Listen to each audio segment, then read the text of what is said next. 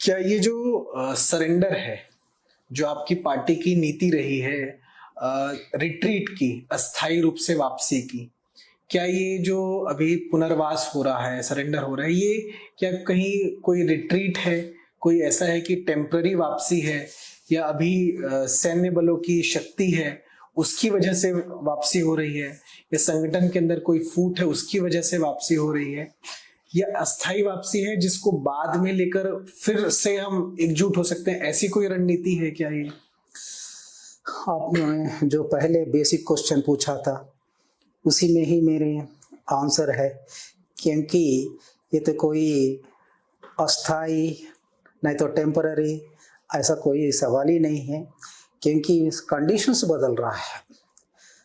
इसलिए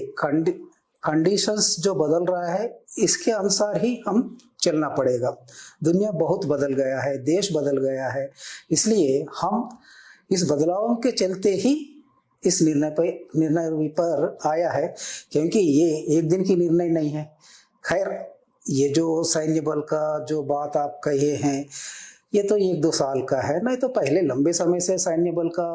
ऑपरेशन चल रहे और हम इसके बीच में ही काम कर रहा है। इसलिए ये तो अचानक एक दिन में लिया गया निर्णय नहीं है, अचानक मेरे सोच में कोई बदलाव आया है ये भी नहीं है, क्योंकि मैं लंबे समय से पार्टी में मेरा विचार ये है कि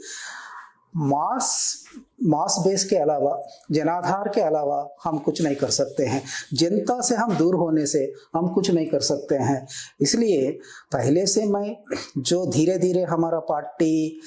इसमें मतलब एक कठिन स्थिति में गई थी 2011 में, उसके बाद फिर 2015 में भी हम इस स्थिति से उभर कर बाहर नहीं आ पाया था। 2011, 2015, 2020, 2024 ऐसा लंबे समय से हमारा पार्टी ने जो प्रयास कर रहा है, लेकिन एक्चुअली जो कुछ हो रहा है, गलतियां कहां पर हो रहा है, इस गलतियों से हम बाहर आने के लिए क्या करना है, इस मूल समस्या में नहीं जाने के वजह से हम ऊपरी ढंग से ही दाव पेचों में बदलाव करना, ये करना, वो तो तमाम करते